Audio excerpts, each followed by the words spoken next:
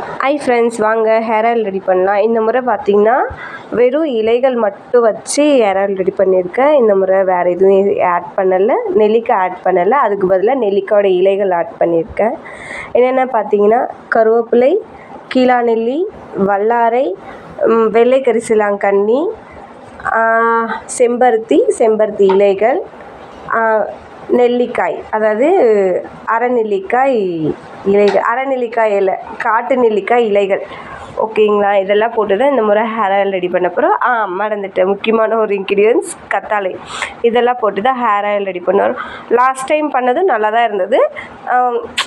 Last time அரைச்சி பண்ணியிருந்தேன். இந்த முறை அரைக்காமல் அப்படியே டேரெக்டாக போட்டு பண்ணியிருக்கேன். இப்படி எனக்கு அரைச்சி பண்ணுறதோட இப்படி டேரெக்டாக போட்டு பண்ணால் ரொம்ப பிடிக்கும்.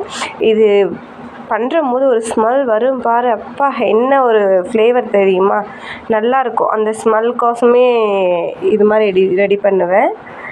இது நல்லா ஹேர் க்ரோத் நல்லாயிருக்கு. க்ரே ஹேர் கொஞ்சம் பரவாயில்ல எனக்கு அப்படின்ற அளவுக்கு தோணுது. ஓகே, ட்ரை பண்ணி பாருங்கள். ஓகே, தேங்க்யூ, பாய்.